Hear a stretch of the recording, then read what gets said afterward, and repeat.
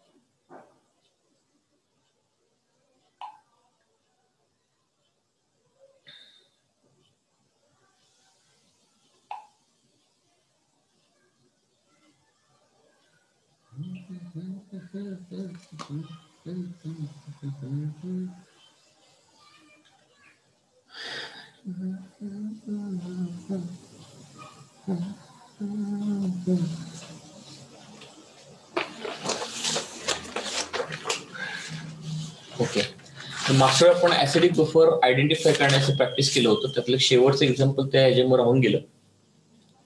Okay, ते मी ते continue करतोय.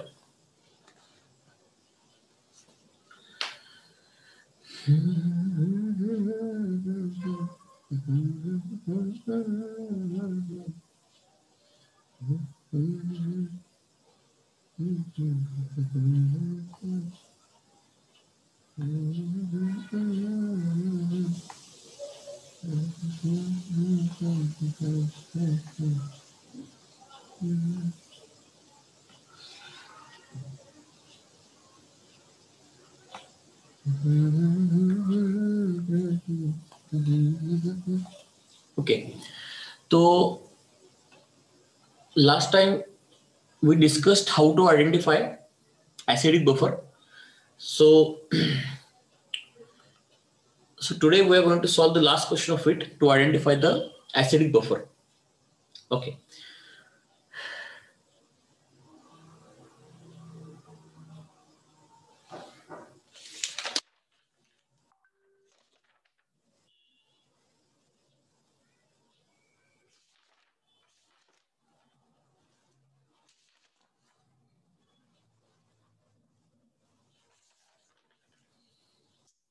ओके, चला कुठलं एक्झाम्पल माझ्याकडे तो वही कुठे येईल कागद तो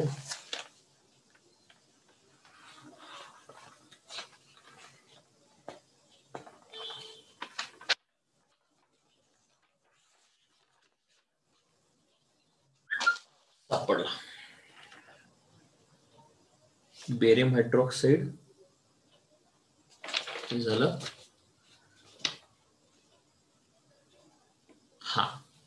हा कागद आपल्याला हवा होता.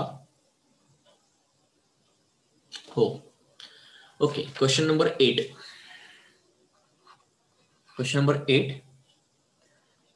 H3PO4 reacts with NaOH. हे सोल्युशन ऍसिडिक बफर तयार करेल का नाही करेल, हा क्वेश्चन त्यामध्ये होता.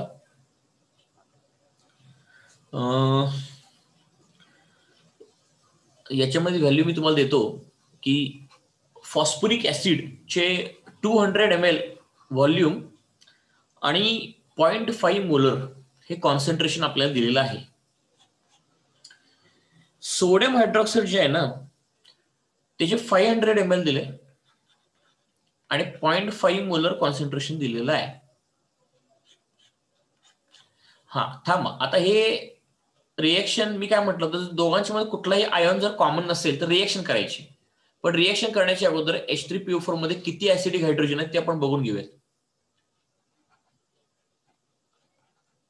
3च्या 3 आहेत.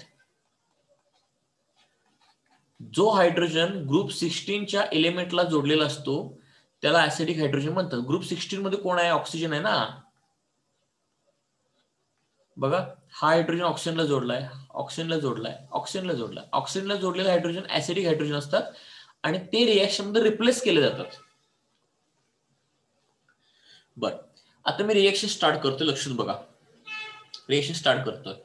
पहिली रिएक्शन लिहितो मी H3PO4 प्लस NaOH. मग ही जी रिएक्शन आहे त्याच्यामध्ये काय करा की एक लक्षात घ्या, फॉस्फरिक ऍसिड हे ऍसिड आहे आणि सोडियम हायड्रॉक्साईड हे बेस आहे. दोघं पण एकमेकांचे जानी दुश्मन असतात आणि ऍसिड बेस न्यूट्रलायझेशन रिएक्शन होऊन आपल्याला या ठिकाणी वॉटर भेटतो. मग वॉटर भेटण्यासाठी माझ्याकडे OH आहे. बाबा एच कुठनं पाहिजे? एच हा एक ऍसिड रिमूव्ह करा आणि त्याच्या जागी सोडियमला जोडा. मग याच्या जागी तुम्ही सोडियमला जोडलात ह्याला रिमूव्ह करून, तर काय तयार झालं बघा, NaH2PO4.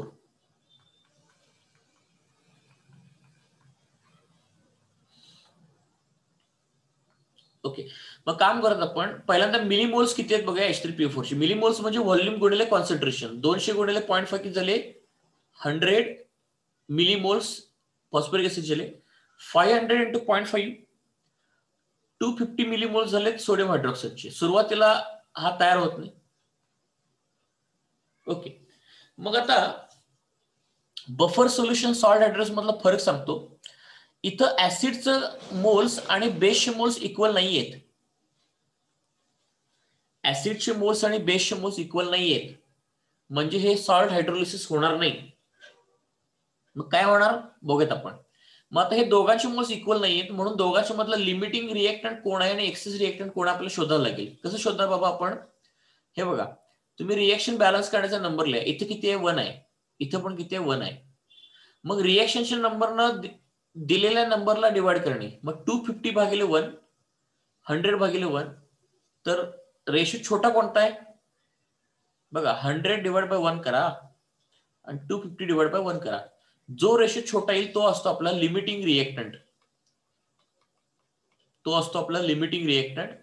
आणि लिमिटिंग रिएक्टंट हा रिएक्शन मध्ये संपून जातो, एक्सेस शिल्लक राहतो. रिएक्शनच्या नंबरने दिलेल्या मोल्सला डिवाइड करायचं असतंय. मग लिमिटिंग रिएक्टंट संपून गेला. मग ही रिएक्शन काय सांगते? जर एक फॉस्फरिक ऍसिड संपला तर एक सोडियम हायड्रॉक्साईड संपतो. तर 100 फॉस्फरिक ऍसिड संपलं तर 250 पैकी 100 गेलं तर राहिले किती शिल्लक बाबा? 150. 150 राहिलं. आणि लिमिटिंग रिएक्टंट जो असतो ना, तोच डिसाइड करतो सॉल्ट किती तयार होणार, प्रोडक्ट किती तयार होणार. आता हा 100 रिएक्ट झाला तर सॉल्ट पण 100च होणार. का बाबा? कारण रिएक्शन काय सांगते, जर हा एक रिएक्ट झाला की सॉल्ट पण एक तयार करतो ना, 100ला 100, 250 मधून 100 गेले, राहिले 150, असं झालं ते. ओके, बर.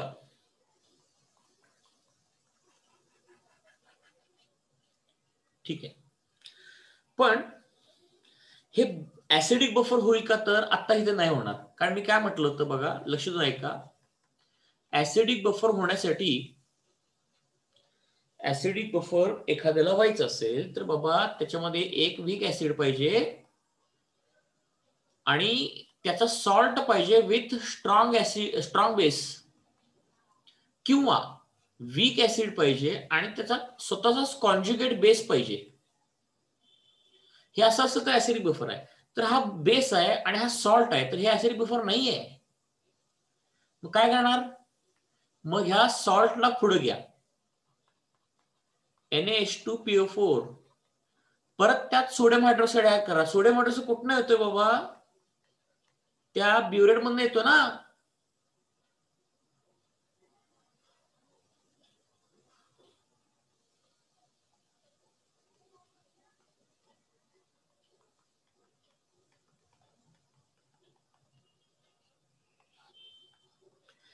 आणि इथं खाली घेतलं तुम्ही पहिल्यांदा H3PO4.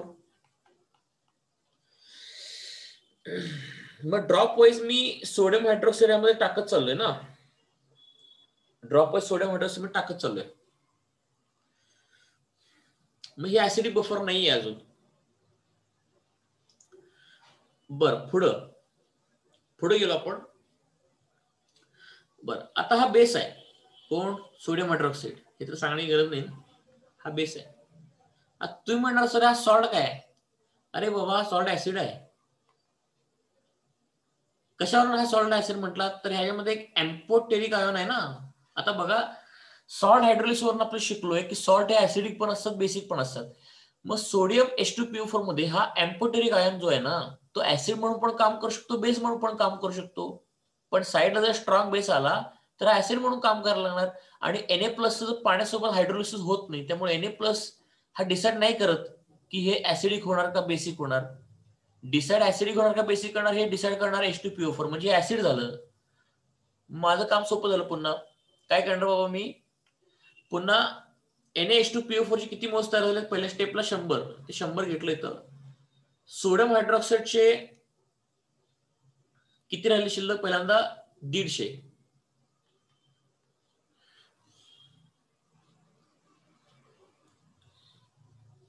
म्हणजे तुम्ही असं म्हणा वाटल्यास की H3PO4 मी सुरुवातीला 100 मिलीमोल घेतलेत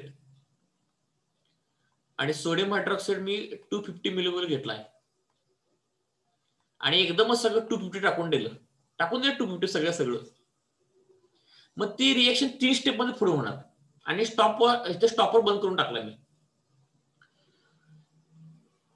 बर, मग आता इथं रिएक्शन पुन्हा काय होणार बाबा, हे ऍसिड बेस्ड न्यूट्रलेशन रिएक्शन असते, पाणी तयार व्हायला पाहिजे. पाणी तयार एच कुठला येणार, मिळाला बघा एच, हा एच, हा ऑलरेडी रिप्लेस झालाय. आता ह्या एच वरती अजून एक सोडियम अटॅक करणार सोडियम हायड्रॉक्साईड मधून, मग टोटल सोडियम झाले 2. मग Na2HPO4 Na2HPO4.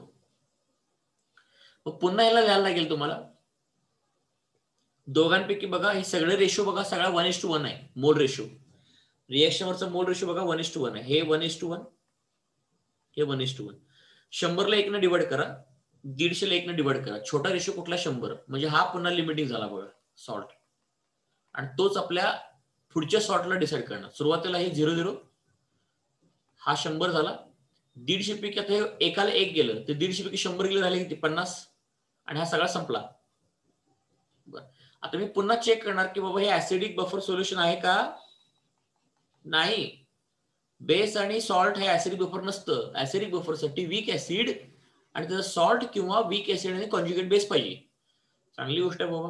अजून एकदा पुढे घ्यायला, Na2HPO4 ला पुढे घेतलं मी आणि त्याच्यामध्ये मी परत सोडियम हायड्रॉक्साईड ऍड करणार, कारण जो शिल्लक आहे ना वरती माझ्याकडे तो संपत चाललाय बघा. आता मी एकदमच 250 मोल टाकले आहेत.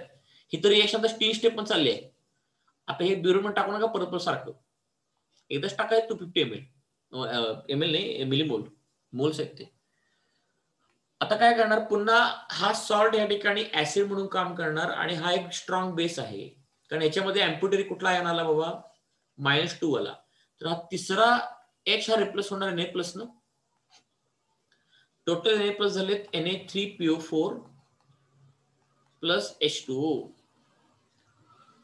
नग वरून घ्या किती बाबा, सोडियम हायड्रॉक्साईड होता 50, सॉल्ट किती होतं 100. हा आता बदललं बघा, आता बदललं. मगाचपासून लिमिटिंग रिएक्टंट सॉल्ट यायचा, आता लिमिटिंग रिएक्टंट बेस झाला. थांबा, मग आता हे ऍसिडिक बफर होण्याची शक्यता निर्माण झाली. हे डायरेक्टली बघून कळत नव्हतं मला हे दोघांना की ऍसिडिक बफर आहे का नाही. कसं कळणार, इथं तुम्हाला झाकून त्या झोकून देऊन बघायला लागेल ह्या कंटेनर मध्ये काय चाललंय. कंटेनर मध्ये हे चाललंय सगळं. बर, मग आता 100 ला 1 ने डिवाइड केला, 50 ला 1 ने, हा रेशो छोटा आला, तर सोडियम हायड्रॉक्साईड या ठिकाणी लिमिटिंग रिएक्टंट आहे. हा डिसाईड करणार सॉल्ट किती तयार होणार. मग हा डिसाईड करणार, हा 50 ला एकाला 1, म्हणजे 1 सोडियम हायड्रॉक्साईड रिएक्ट झाला 1 मोल, तर 1 मोल सॉल्ट तयार होतो. तर 50 मोल रिएक्ट झाले की 50 मोलचं सॉल्ट तयार होणार आणि हा सगळा संपला. आणि हा इकडचं सॉल्ट किती राहणार शिल्लक बाबा, एकाला 1, 50 रिएक्ट झालं तर 100 मधनं 50 गेलं, 50 राहिलं. आत्ता गंमत बघा, Na2HPO4 हा या ठिकाणी ऍसिड म्हणून काम करतोय, वीक ऍसिड, अँप्युट्रिक आहे ना. सो मिळाला मला वीक ऍसिड आणि हा त्याचा salt with strong acid, strong acid नाही, salt with strong base. So that's why now this particular mixture is called as acidic buffer. अरे बापरे, ऍसिडिक बफर शोधायला एवढी आपल्याला मेहनत घ्यायला लागली. मी तुम्हाला घाबरू नका, ट्रिक पण सांगतो. हे मी तुम्हाला कन्सेप्ट सांगितलं. आता हे ऍक्च्युअली मिक्सचर ऍसिडिक बफर तयार करतं, पण हे डायरेक्टली बघितलं नाही कळत ना मला. 3 स्टेपची रिएक्शन लिहायला लागली, मग त्यातनं कळलं की बाबा हे ऍसिडिक बफर होतंय म्हणून.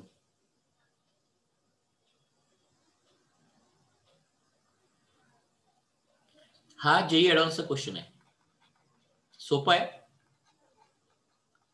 फक्त तुम्हाला त्यांनी एक्स्ट्रा काम करायला भाग पडले, विचार करायला की ह्या कंट्रीमध्ये नेमकं काय काय घडतं.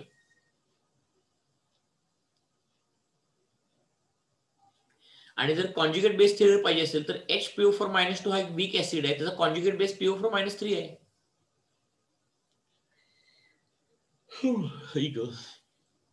हे ऍसिडिक बफर झालं तयार या ठिकाणी. आता मग एवढं सगळं आपण करत बसणार का पेपरमध्ये? तर बिलकुल नाही. मग कन्सेप्ट आता क्लिअर झाला की मग लगेच त्या ठिकाणी डोकं लावून आपल्याला ट्रिक पण शोधता आली पाहिजे. तर ते ट्रिक काय आता बघा, गंमत सांगता, लक्ष बघा, ट्रिक सांगतो मी. या स्ट्रक्चरवरून सगळं तुम्हाला कळलं की कसं ते काय तयार करणार आपण. आता ट्रिक पण ते असे शोधून काढायला लागतं अभ्यास करून, ते शोधून काढलंय बघा मी ट्रिक. आता याला एकदा बघून घ्या व्यवस्थित कसं केलंय. Now I move to the next slide. Okay, आता ट्रिक बघा. ही पेपरला एवढं कोण करत बसणार? आम्ही नाही करत बसणार. कन्सेप्ट झाला की लगेच ट्रिक लावायची, कारण पेपरला आपल्याला वेळ वाचवणं गरजेचं आहे, ऑल इंडिया रँक मिळवणं गरजेचं आहे. H3PO4 + NaOH जर असं आलं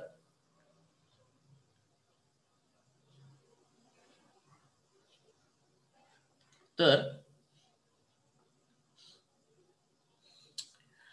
याला ट्रिक सांगतो कशी करायची बघा.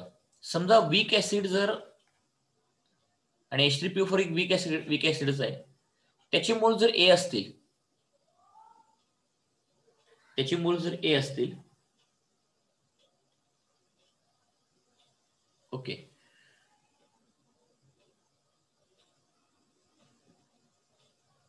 ओके, ठीक आहे.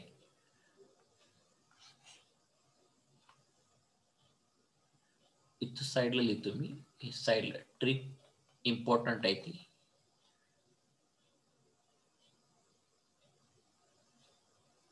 बिफोर इक्वलन्स पॉइंट आणि आफ्टर इक्वलन्स पॉइंट हे दोन्ही पण मी तुम्हाला सांगितलंय. ओके, बघा आता वीक ऍसिडला मी कॉन्स्टंट करतो, त्याचे मोल्स A घेतो, ओके, आणि राहिलेले मोल जे लिहिणार आहे मी स्ट्रॉंग बेसचे लिहिणार आहे. स्ट्रॉंग बेस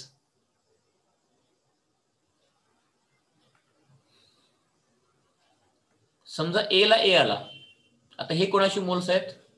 स्ट्रॉंग बेसचे मोल्स आहेत. इथं थोडं जरा वरती लिहितो, स्ट्रॉंग बेस, त्याचे मोल्स आहेत. A ला A आलं, किंवा A साठी 2A आलं, A साठी 3 आलं, A साठी 4A आलं, तर 4 च्या पुढे जाऊ नका आता. तर या प्रत्येक केसला सॉल्ट हायड्रोलिसिस होतं.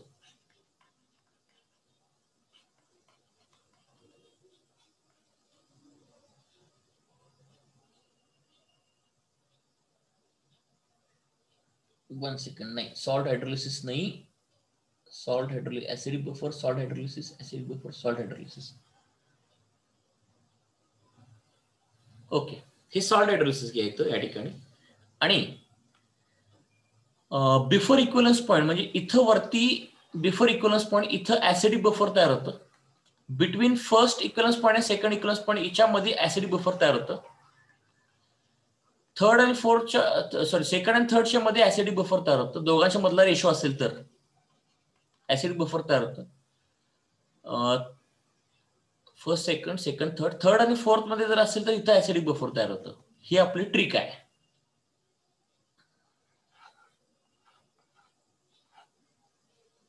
आता मी ट्रिक कशी तयार केली तुम्हाला सांगतो, तर लक्ष देऊन बघा. मी काय वेगवेगळे तुम्हाला रेशो देतो. H3PO4 NaOH ह्या सगळ्यांचे मी वेगवेगळ्या तुम्हाला रेशो देतो. त्याच्यावरनं मग आपण ठरवायचं की इथं ऍसिडिक बफर होणार का नाही होणार. समजा तुम्हाला क्वेश्चन पेपरमध्ये जर रेशो असं दिला, हे मोड रेशो आहेत बाळांनो, हे जे रेशो तुम्हाला देतो ना, this are mode ratios. It is everything is based on mole ratio. म्हणजे A:A, A:2A, A:3A, A:4A. समजा 1:1 रेशो दिला दोघांचा, किंवा तुम्हाला 2:1 रेशो दिलाय, किंवा तुम्हाला 5:3 रेशो दिलाय, किंवा तुम्हाला 10:30 रेशो दिलाय, किंवा तुम्हाला समजा जरा लांब लांब देतो 10:25 दिला रेशो, आणि समजा तुम्हाला दिलाय 1.5:10 दिलेला आहे हा रेशो. आता पहिली गोष्ट मी काय म्हटलं होतं बघा,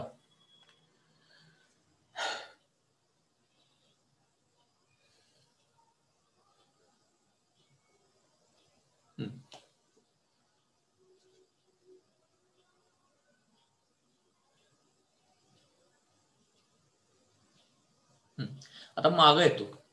मागानंतर आपण जर या दोघांचा मोल रेशो बघितलात ना, इथं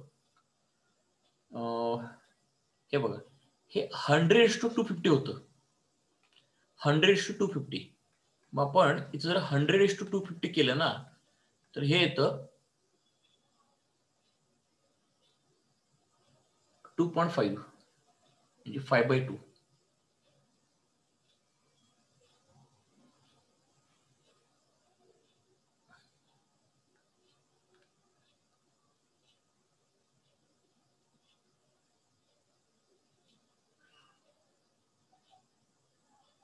वन सेकंड आहे, तर 1:2.5 केलं आपण, म्हणजे या ठिकाणी 2:5 आलं.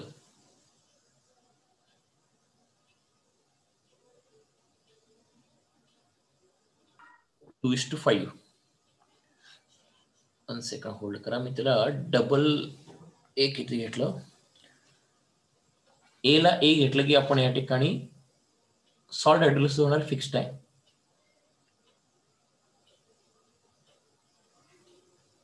ए ला 2A. थांबा वन सेकंड, मी काय लिहिलं माहित नाही, बघूयात. मॅथमॅटिकल ट्रिक शोधणं जर असं काही काळ आपण जे डोकं लावतो, तर थांबा कॅल्क्युलेशन मध्ये चेक करतो. A:A, A:2A, A:3A, A:4A.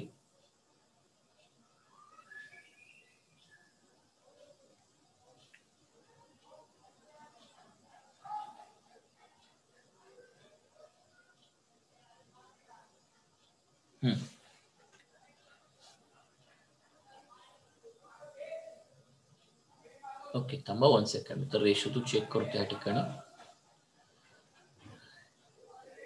हा, आता हे पहिले मात्र आपल्याला कळते बघा, या ठिकाणी 1:1 असेल तर ही ट्रिक बघा, मी लागते का बघा, चेक करतो पुन्हा एकदा बघा.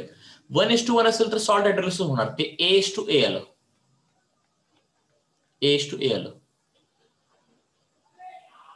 ह्या रेशो मध्ये ते सॉल्ट हायड्रोलिसिस, आणि before equivalence point, after equivalence point हे ऍसिडिक बफर तयार होतो. कारण इक्वलन्स पॉईंटला कधी बफर तयार होतच नाही, सॉल्ट हायड्रोलिसिस होते. मागच्या पण सांगितलं तुम्हाला मी.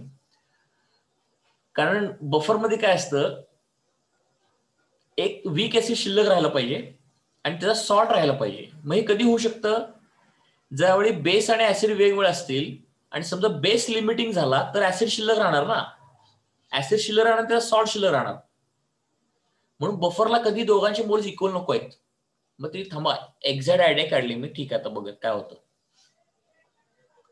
ओके, जर आपण 2:1 घेतलं तर हा, आता बघा हे तोंडी पण काढता येतं. हे मी काय केलं आता बघा, नंतर आपण चेक करूया. मला वाटतं असंच पॅटर्न शोधला होता. तोंडी केलं ना, तर तुम्ही बघा ऍसिड 2 आहे, बेस 1 आहे, तर लिमिटिंग रिएक्टंट बेस आहे. कारण मागाशी रिएक्शन बघितलं की आपल्याला कळतं सगळ्या 1:1 आहेत. मग लिमिटिंग रिएक्टंट बेस झाला, तो संपला, ऍसिड राहिला 1 शिल्लक, आणि सॉल्ट झाला 1. 1:1 ऍसिड सॉल्ट, ते जाऊन ते 1:2 काय पण दे, पण ऍसिड सॉल्ट राहिला शिल्लक म्हणजे ऍसिडिक बफर तयार होतो. तोंडी काढली मी आता याला. पुढं, आणि आता थांबा, 2:1 हा जो रेशो आहे,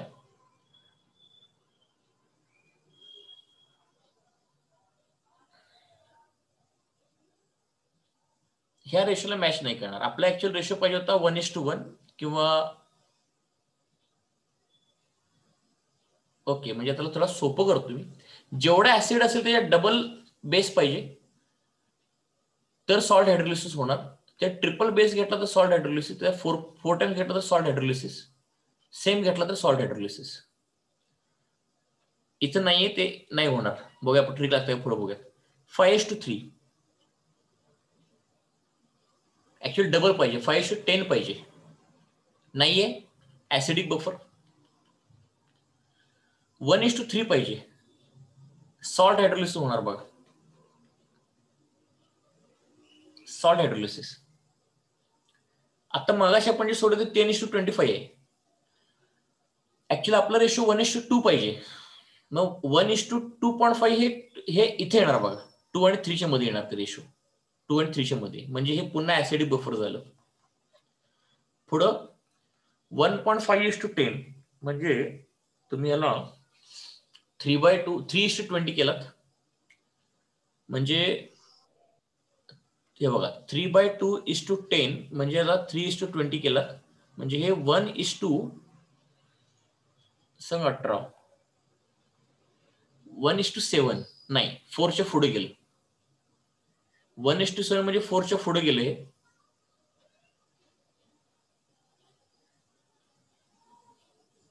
म्हणजे बेस जास्त आहे. मग या ठिकाणी जर बेस जास्त झाला तर इथलं आता हे तर ऍसिडिक बफरचं एक्झाम्पल नाही येणार आणि या ठिकाणी बेस जास्त झाला आणि या ठिकाणी मग पीएच डिटर्मिनेशन मग कोण करणार? सोडियम हायड्रोक्साईड करणार. ऍक्च्युअली हा रेशोची टेक्निक फक्त 4A पण ऍप्लिकेबल आहे. पुढचा रेशो आला तर ते बेस जास्त झाला ना, मग everything is decided by pH decided by base.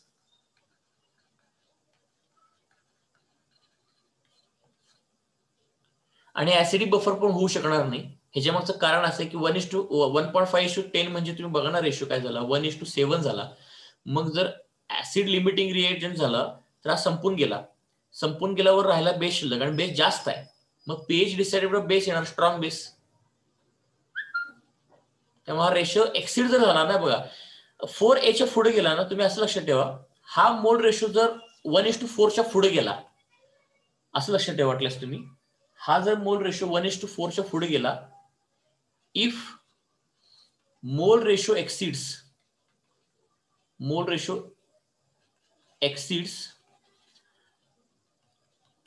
1:4 then pH decided by strong base. pH decided by strong base. आता तुम्ही म्हणा सर हे कुठून काढलं?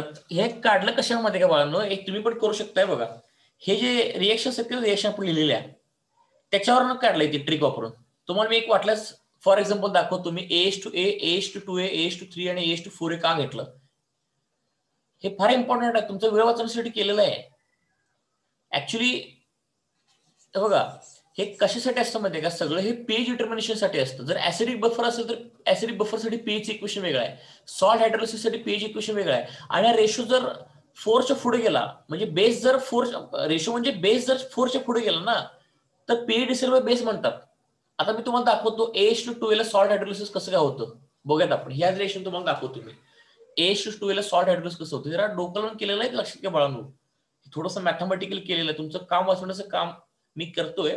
कारण पेपरमध्ये एवढं सगळं बघा, हे कन्सेप्च्युअल क्लॅरिटीला चांगलं आहे. हे म्हणजे वही चांगली दिसण्यासाठी चांगलं आहे, पण पेपरमध्ये वेळ पण वाचला पाहिजे ना आपला.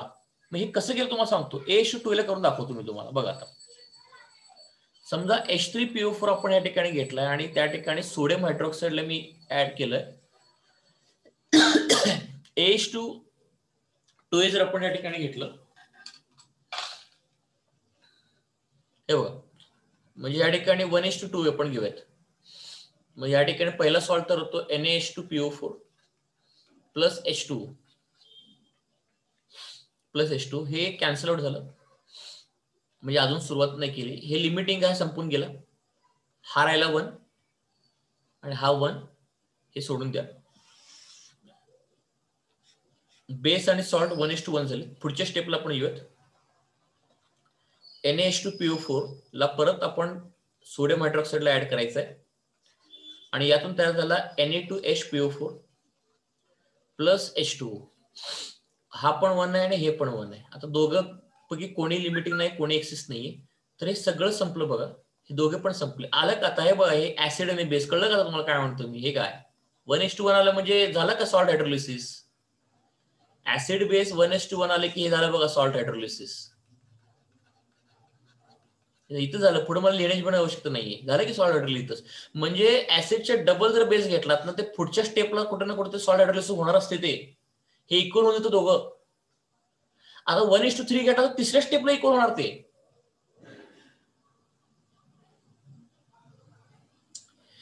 मग ते डोकं लावून तेच म्हणतो ना तुम्हाला मी हे केलेलं आहे बघा. मी 1:2 असेल तरी सॉल्ट हायड्रोलिसिस, 1:3 असेल तरी बघा. आता 3 जर असेल तर काय करायचं इथं सांगतो. 1:3 असेल, हे बघा सॉल्ट हायड्रोलिसिस कसं झालंय. हे 3 घेतले इथं समजा, तर इथं 2 राहिले शिल्लक. ह्या लिमिटिंग आहे ना, हा 2 राहिला शिल्लक आणि हा एकच तयार झाला. आणि समजा हे इकडून आलं, हे 1 आलं आणि हे 2 आलं आणि हे इकडं. आता हा संपला, हा राहिला 1, हे 1 हे इकडे सोडून द्यायला. पुढच्या स्टेपला आलो, NaHPO4 प्लस सोडियम हायड्रॉक्साईड झालं की. आता ऍक्च्युअली तुम्ही ह्या रिएक्शन बघा, हे ऍसिड आहे आणि हे बेस आहे. दोघांना उचलला तर हा 1 आहे आणि हा पण 1 आहे, तर पुन्हा आलं बघा सॉल्ट हायड्रोलिसिस. ते again this is a case of salt hydrolysis. बघा ते ट्रिक कशी तयार केलंय मी. तुम्हाला कदाचित वाटत असेल की सरांनी बाबा काय सांगितलं, तसं नाहीये ते बाळांनो. त्यामागं पूर्ण विचारसरणी लावून केलेलं ना ते. बाकी इथे ऍसिडिक बफर होऊ शकत नाही. ऍसिडिक बफर होण्यासाठी तुम्हाला वीक ऍसिड राहणं शिल्लक गरजेचं आहे आणि त्याचा सॉल्ट राहणं गरजेचं आहे. पण इथे तर दोघे संपून गेलेत आणि फक्त राहतो सॉल्ट. फक्त सॉल्ट राहिला की सॉल्ट हायड्रोलिसिस झालं. आणि सॉल्ट हायड्रोलिसिस इक्वलन्स पॉइंटला होतं ऍसिड बेस एकत्र असताना, म्हणून ही ट्रिक तयार केलेलं आहे बघा. मग आयडिया अशी आहे त्याच्या मागे आयडिया अशी आहे की वीक ऍसिड 1:1 असेल, 1:2 असेल, 1:3 असेल, 1:4 असेल, तिथं फक्त सॉल्ट हायड्रोलिसिस होणार. कोण? स्ट्रॉंग बेस आणि वीक ऍसिडचं कॉम्बिनेशन सांगतो मी. कशाला पिंक करवले त्याला. ओके हा. आणि मग त्यांच्यामध्ये ऍसिडिक बफर तयार होणार त्याच्यामध्ये. पण जर बेसची अमाऊंट 4 पेक्षा जास्त झाली, आता ते 1:4 म्हणण्यापेक्षा कळणार नाही तुम्हाला. मी असं म्हणतो, if amount of base, strong base, is more than 4A, then pH will be decided by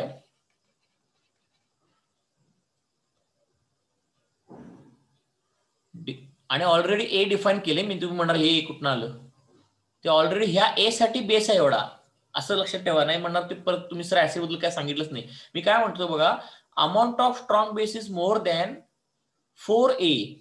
A is already defined. It is the moles of weak acid. आणि हे सगळं मोल रेशो आहेत.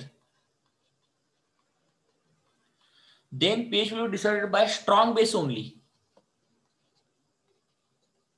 Strong base only. हा. आणि त्याच्यावरती असेल तर बघा, ऍसिड पेक्षा जर बेस कमी घेतला सुरुवातीलाच, म्हणजे रेशो 1:1 पेक्षा कमी घेतला तर ऍसिडिक बफर होणार. ए आणि 2A च्या मध्ये आलं तर ऍसिडिक बफर, 2A आणि 3 च्या मध्ये आलं ऍसिडिक बफर, 3 आणि 4A च्या मध्ये आलं ऍसिडिक बफर. हे मॅथमेटिक्स आहे. हे सगळं ह्या रिएक्शनचा बारकाईने अभ्यास करून त्यात मॅथमेटिक्स तयार केलंय. तुमचा पेपरमध्ये एवढं कोण लिहित बसणार ना.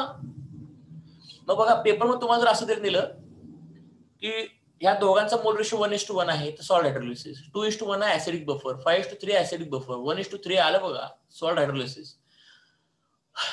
10:25 म्हणजे हा इथं मध्ये येतो 2 आणि 3 च्या मध्ये, म्हणजे याचा अर्थ ऍसिडिक बफर. 1.5:10 म्हणजे 1:7, म्हणजे याचा अर्थ बेस हा 4A पेक्षा जास्त झाला, म्हणजे pH will be decided by strong base.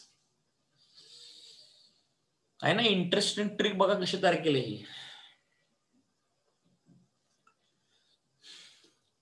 हे असं वेळ वाचवत असतो आपल्याला. मग प्रत्येक वेळी नुसतंच कन्सेप्ट अभ्यास केला म्हणजे अभ्यास नाही झाला इंटरेस्टसाठी. मी फक्त कन्सेप्ट सांगितलं इथपर्यंत. हे ब्युरोड काढलं, छान छान कंटेन ड्रॉ केलं, हे सगळं केलं. पण काळजीपूर्वक लक्ष पण द्यायला लागतं तिकडं. आता ऍडव्हान्स वाले फार हुशार असतात, मग तुम्हाला काय पण देतील ना मोल. मग तुम्हाला ते 200 into 0.5 500 into 0.5 दिलं म्हणजे हा रेशो आला 1:2.5 1:2.5 यांच्या दोघांच्या मध्ये येतं 2 आणि 3 च्या. ऍसिडिक बफर झालं बघा, हे ऍसिडिक बफर झाले. तर काय वाटेल ते घ्या.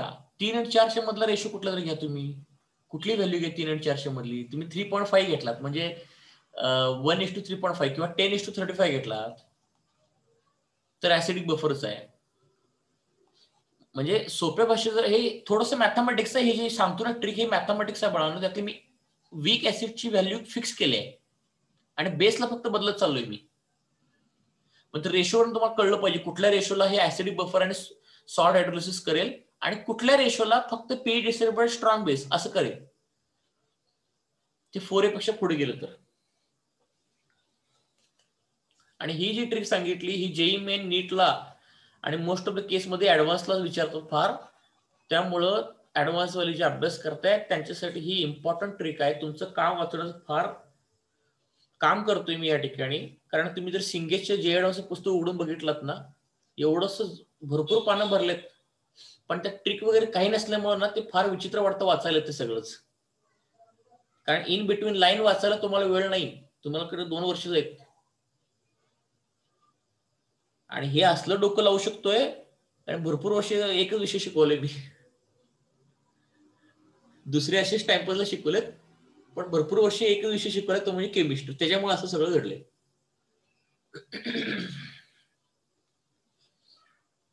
दुसरे पण असेच आवड आहे म्हणून मॅथ्स आणि फिजिक्स कधी शिकवलं असणार आहे मी, पण टोटल डेडिकेशन टुवर्ड्स केमिस्ट्री.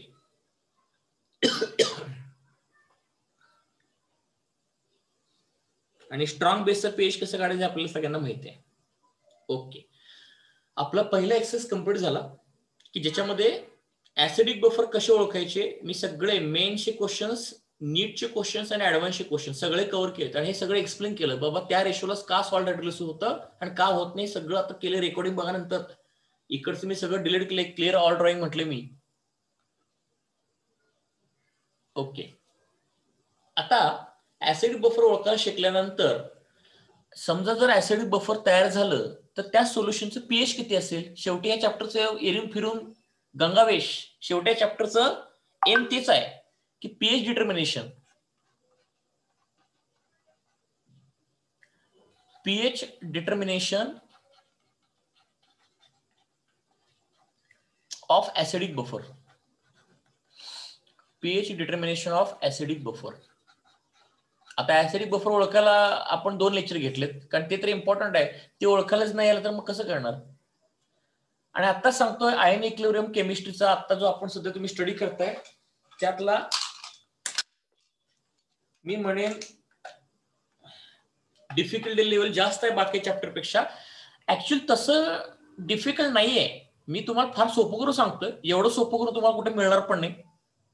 एवढं सगळं ट्रिक वगैरे सांगतोय मी. हे मुळात काय आहे की ह्यात डिटेलिंग फार आहे आणि ते लूप होल्स फार आहेत. मग तुम्हाला ते दररोज अभ्यास करायला पाहिजे आणि एकदा व्यवस्थित कन्सेप्ट क्लिअर झाले ना ह्याच्यावर सुद्धा मास्टरी येईल तुमची.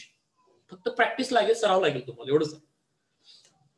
म्हणून या चॅप्टरला पण वेळ लागतो, कारण एवढ्या गोष्टी आहेत ना की मी उगाच 2-4 पानं शिकवली चला सिलेबस संपवून पुढच्या चॅप्टर गेलं मग तुमचं अवघड होणार ना. तसं नाही करून चालेल. चला आता acidic buffer of P determine कसं करणार आपण एक एक्झाम्पल घेऊन सॉल्व्ह करतो मी. ऍसिडिक बफर साठी मला वीक ऍसिड पाहिजे. सगळ्या परीक्षावाल्यांचं प्रेम आहे ऍसिडिक ऍसिड वरती. ऍसिडिक ऍसिडचा डिसोसिएशन कॉन्स्टंट दिलेला असतो, कॉन्सन्ट्रेशन दिलेलं असतं.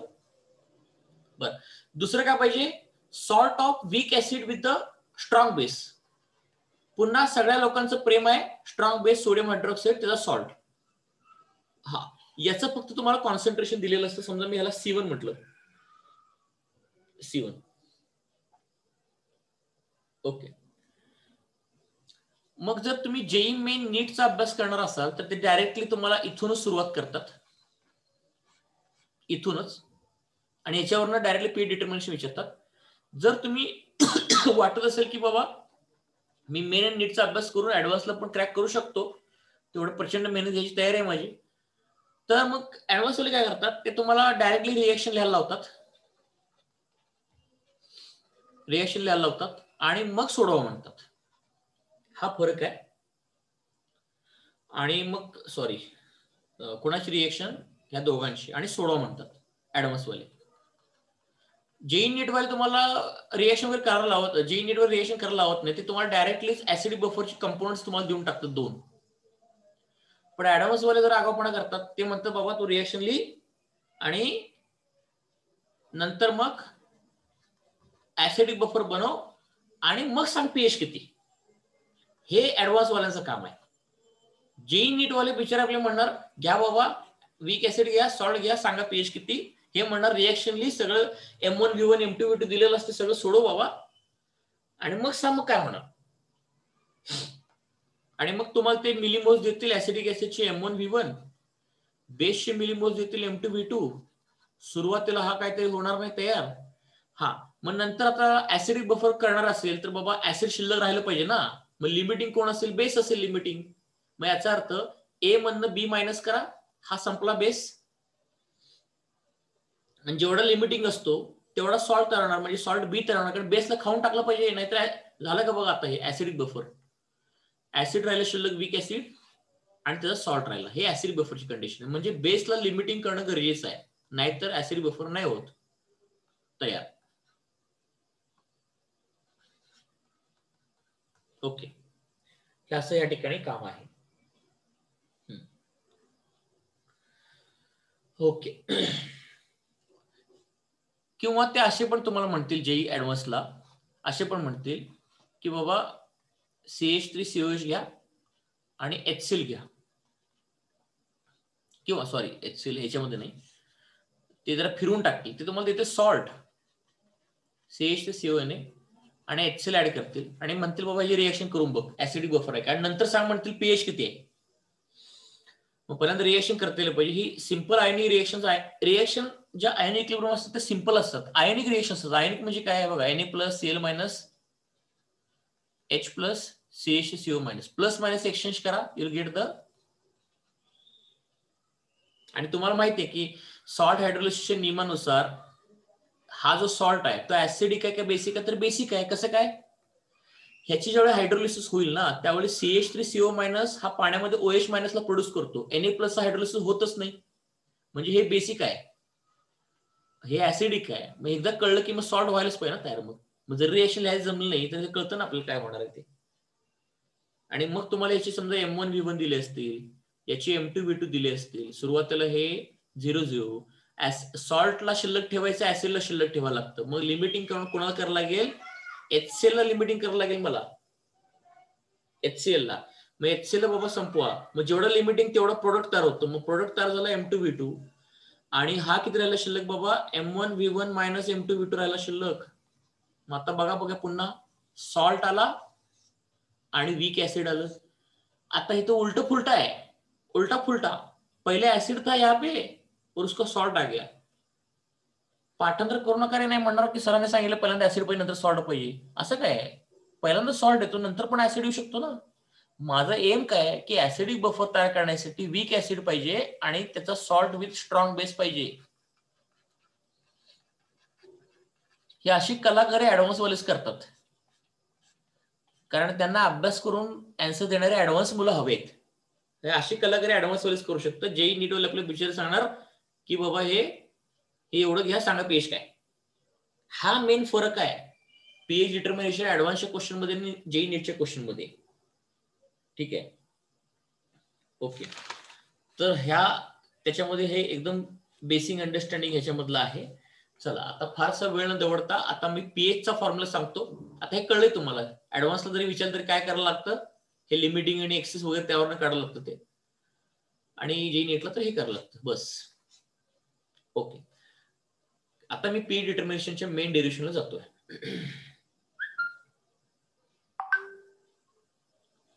ते काय डेरिव्हेशन मेन बघा, मेन डेरिव्हेशन. आता वीक ऍसिड आहे ऍसिडिक बफर मध्ये. पुन्हा पुन्हा लिहिण्याचं कारण म्हणजे तुमच्या डोळ्यासमोर सारखं सारखं गेले की डोक्यात फिट बसते ते सगळंच. Weak acid plus it's salt with it's म्हणायला पाहिजे.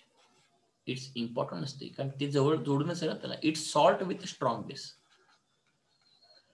ओके, चला बाबा घेतला ऍसिडिक ऍसिड, ह्याला डिसोड कर रे बाबा, कारण दोघांनी मिक्स केला म्हणतात की हा ऍक्विस आहे आणि हा सॉल्ट पण ऍक्विस आहे ना, मग दोघांनी डिसोड करा. डिसोड झाला की हा CH3CO मायनस. आता पीएच डिटर्मिनेशन सुरू केलंय मी, नाही म्हणणार का लिहायला डिसोशन.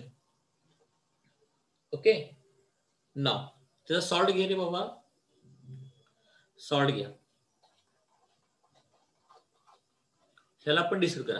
आणि सॉल्ट स्ट्रॉंग असतात त्यामुळे सॉल्टला एकच एरो दाखवायचा, सॉल्ट आर स्ट्रॉंग, कुठलाही जगाचा सॉल्ट.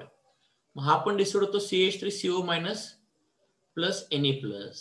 आता या दोघांना तुम्ही जर पाहिला, दोघांची रिएक्शन मिक्स करता ना दोघांना तुम्ही, तर दोघांच्या मध्ये आता कॉमन आयन इफेक्ट लागतो बघा. दोघांच्या मध्ये एक आयन कॉमन आहे, म्हणून तर ऍसिडिक बफर तयार होतो ना. मी तुम्हाला मागच्या पण म्हटलं होतं बघा, जर दोन गोष्टींमध्ये एक आयन कॉमन असेल तर रिएक्शन लिहिण्याची गरज नसते. म्हणजे कुठल्या रिएक्शन्स, ते ह्या रिएक्शन लिहायचो का नाही आपण, ह्या लिहायची गरज नसते. आता बघा ह्या दोघांशी कुठला आयन कॉमन आहे का, नाहीये, म्हणून रिएक्शन लिहून बघायला लागतं नंतर ते ऍसिडिक बफर होणार का नाही होणार. आणि एवढं सगळं करायला मी इथं ट्रिक पण सांगितली. पण इथं कॉमन आयन असतोच ऍसिडिक बफर मध्ये, म्हणजे या ठिकाणी कॉमन आयन इफेक्ट हा ऑपरेट होतोय. पण कॉमन आयन इफेक्ट हा ऑपरेट होणार फक्त वीक कंपोनंट वरती, नॉट अ स्ट्रॉंग, कारण वीक हा रिव्हर्स होऊ शकतो ना. ओके, मग आता मी जर तुम्हाला विचारलं की कॉमन आयन इफेक्ट कोणावर लागतो, तर ऍसिडिक ऍसिड वरती लागतोय. आणि राईट हँड साइडला प्रोडक्ट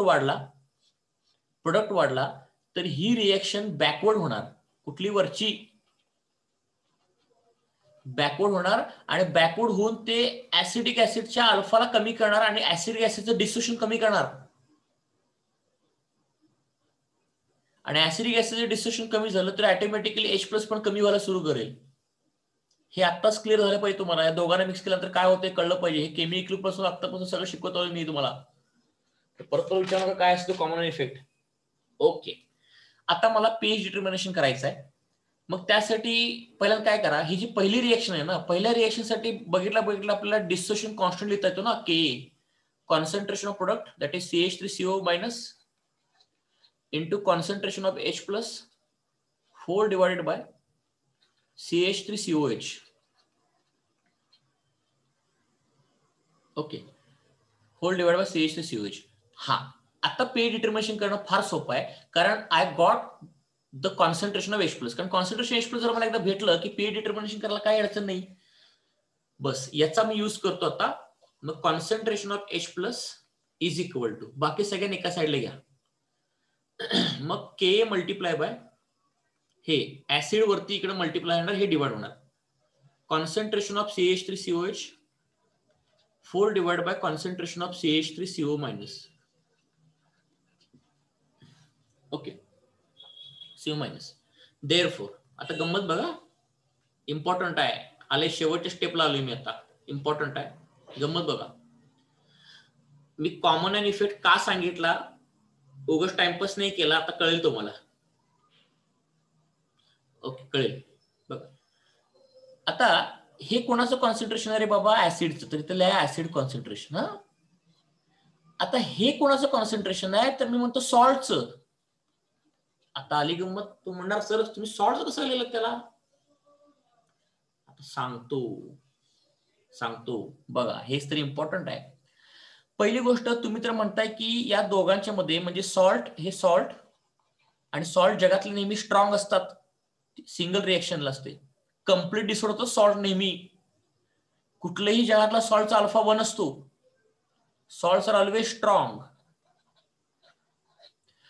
मग मी जर तुम्हाला विचारलं की बाबा CH3CO मायनस मेजॉरिटीली कोण प्रोड्यूस करतोय, तर सॉल्ट प्रोड्यूस करतोय, कारण तो स्ट्रॉंग आहे. तर मी असं म्हणतो या ठिकाणी CH3CO मायनस मेजॉरिटीली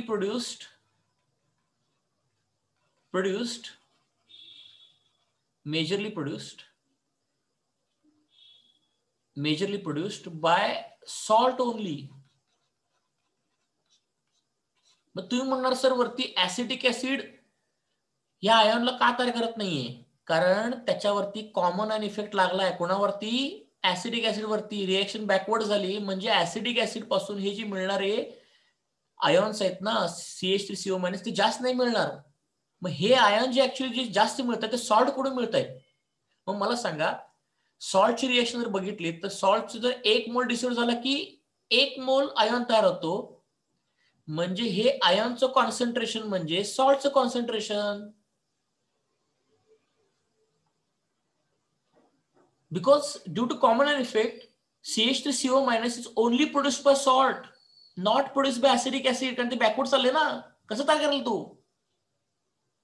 आणि सॉल्टची रिएक्शन बघितली एकाला एक आहे, म्हणजे याचं कॉन्सन्ट्रेशन, याचे एवढे जेवढे मोल्स असतात ह्या आयनचे तेवढे सॉल्टचे मोल्स असतात, म्हणजे याचे जेवढे कॉन्सन्ट्रेशन तेवढं सॉल्टचं कॉन्सन्ट्रेशन, प्रोव्हाइडेड दोघांसाठी व्हॉल्यूम सेम असेल. आता लक्षात आलं का याच्या जागी मी सॉल्ट का लिहिलं? हे तर कळतं नाही, हे ऍसिड्सच आहे. पण याच्या जागी का लिहिलं? कारण CH3CO- only produce by salt. हा, मग हे जे लिहिलं ना त्याच्यासाठी मी साईडला नोट्स पण करून देतोय, म्हणजे तुम्हाला सगळं लक्षात राहील. ते ह्यामध्ये मी अझम्पशन्स काय काय केले होते हे असं लिहिण्यासाठी, कारण हे लिहिणंच इम्पॉर्टंट आहे. अझम्पशन्स काय काय होते त्यातलं हे पहिलं अझम्पशन काय की CH3CO- मेजरली प्रोड्युस्ड, इकडून काढून टाकतो, फिलिंग साठी टाकलो तसंच फिलिंग येण्यासाठी, majorly produced from salt only. कारण वरती कॉमन इफेक्ट लागलाय, मग याचं कॉन्सन्ट्रेशन म्हणजे सॉल्टचं कॉन्सन्ट्रेशन घेतलं मी. Second point, contribution of CH3CO- from CH3COH acetic acid is negligible because the common ion effect is operating on it, so reaction becomes backward. And third, reaction backward झाल्यामुळं alpha of CH3COH is negligible, म्हणून अल्फाचा या ठिकाणी मी कुठेही उल्लेखच नाही केला. झालं, किती सोपं काम झालं बघ. अझम्पशन केलो की लगेच हे आलं. आता काय, मला दोन्ही साईडला लॉग घ्यायला लागेल आणि पीएच व्हॅल्यू काढायला लागेल. आता फॉर्म्युला फक्त लक्षात ठेवा, दोन्ही साईडला निगेटिव्ह लॉगॅरिथम घेतलं की आला पीएच.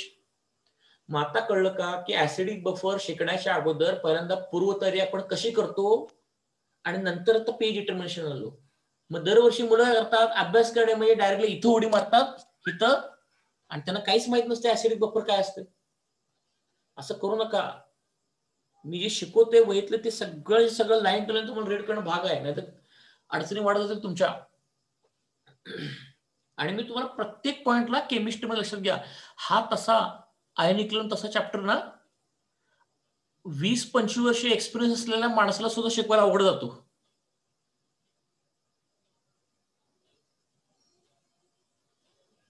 तरी मी माझा पूर्ण प्रयत्न केलाय. मला फक्त 7 ते 8 वर्षाचा अनुभव आहे. आधी मध्ये मी 1-2 वेळा चुकलो, पण खरं सांगतो प्रामाणिक तुम्हाला, 20-25 वर्ष माणसं सुद्धा फार डिफिकल्ट होतं शिकवण्यासाठी. मी माझं 100% दिलेलं आहे तुम्हाला सांगण्यासाठी हे सगळंच. I hope your getting. आणि मी एक गोष्ट काय इररिलेव्हंट काय सांगितलंय तुम्हाला मी.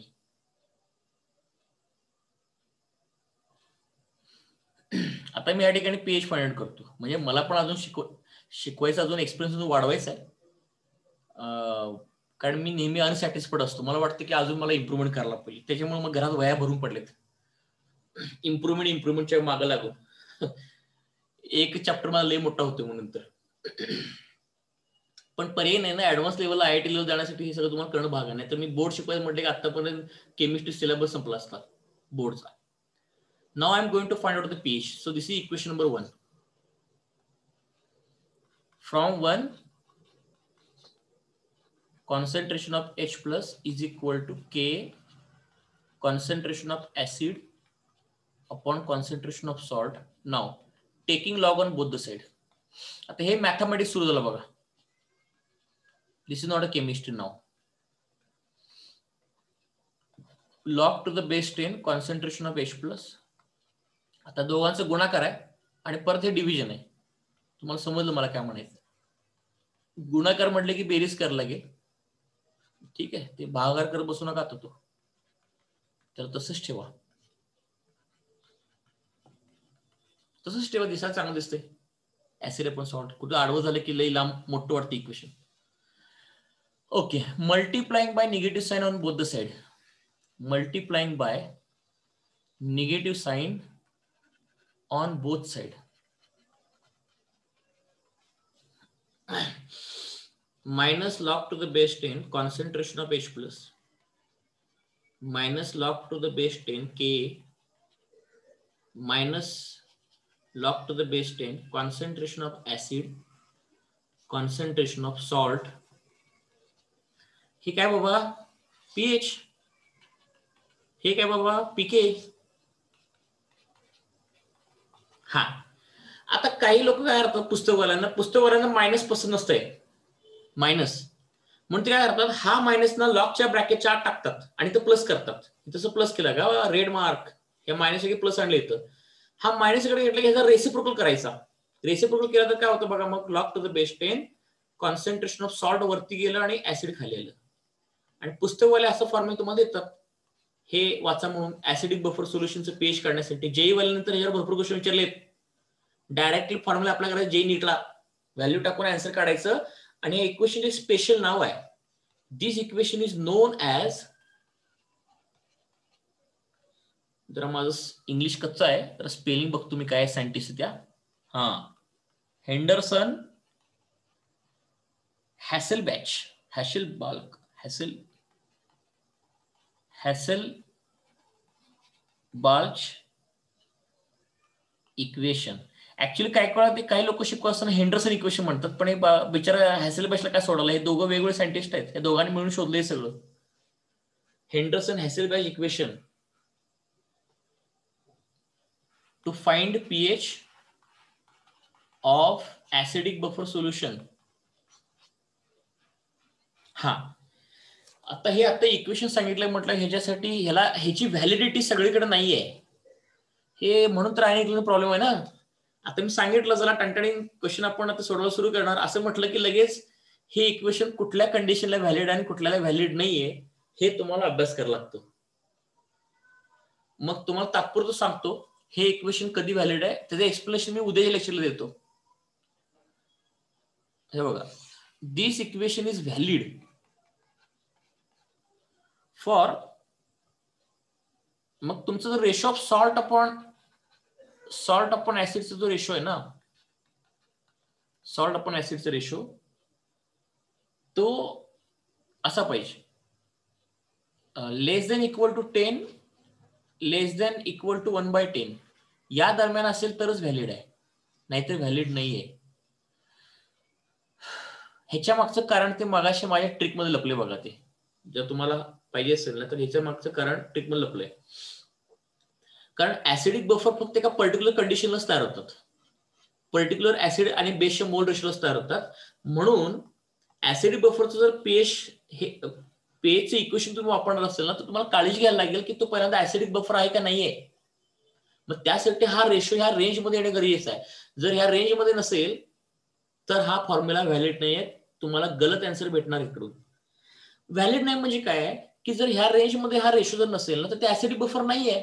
मग एक तर ते बेस शिल्लक आहे किंवा एक तर सॉल्ट हायड्रोलिसिस आहे किंवा ऍसिड शिल्लक आहे. मग ते भरपूर गोष्टी असतात ना त्यामध्ये, किंवा ते स्ट्रॉंग ऍसिड स्ट्रॉंग बेस असं काय पण होऊ शकतं ते.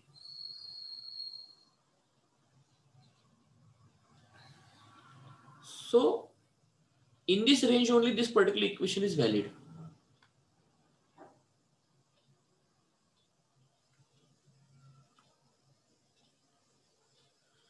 त्यामुळं I hope you understood today's part. I tried to explain everything question paper wise and this is about all about the trick. Try to think. फक्त एवढंच आहे की एवढंच सांगतो मी तुम्हाला काय भीतीवर घातलेलं नाहीये. आयन इक्विलिब्रियम चॅप्टर हा सोपा आहे, अतिशय सोपा आहे. फक्त काय की तुम्ही ह्याला पाठांतर करायला जाऊ नका, समजून घ्या. समजायला वेळ लागला तरी हरकत नाही. आता आपले 2 वेगवेगळे ग्रुप आहेत, बॉईज आणि गर्ल्सचे वेगवेगळे ग्रुप आहेत. त्या ग्रुपवरती तुमचे काही डाऊट्स असतील तुम्ही टाकू शकताय. दिवसभर मला दुसरी कामं सांभाळून वेळ असेल मी तुम्हाला आन्सर वगैरे लिहून पाठवू शकतोय, तशी मला काही अडचण नाहीये. You just go through everything conceptually. समजा कसं या चॅप्टर मध्ये एक एक ओळ वाचत असताना मध्ये स्टॉप घ्या, थांबा, हे असं का होतं, असं का होतं, हे सगळं स्टडी करा आणि मग अच्छा हे असं असं केलं का, ओके ओके ओके, नंतर मग कळायला सुरू होतं आपल्याला त्या सगळ्या गोष्टी. उद्याच्या लेक्चरमध्ये मी काय करणार आहे, याच्यावरची न्यूमेरिकल आणि हे हे रेंज अशीच काय येते ह्याचं पण कारण माहित पाहिजे ना मला. तुम्ही ऍडव्हान्सची परीक्षा देणार आहे हे डोक्यात ठेवून मी शिकवले यावर्षी सगळं केमिस्ट्री लक्षात घ्यायचं. मग त्याच्यासोबत तुमचं मेन आणि नीट इतकं जबरदस्त झालंय, तुम्ही नीट आणि मेन्सला केमिस्ट्रीला आउटवर्ड मार्क काढू शकताय.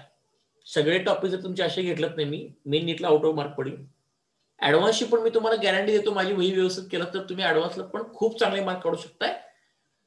फक्त काही वेळा तिथं पण तुम्हाला माझं डेप्थ वाढवलं पाहिजे थोडंसं, काही वेळा ऑन द स्पॉट एक्झाम मध्ये तुम्हाला पण डोकं लागलं पाहिजे, अशा पण गोष्टी असतात त्यामध्ये. येस, चलो then, take care, bye all of you.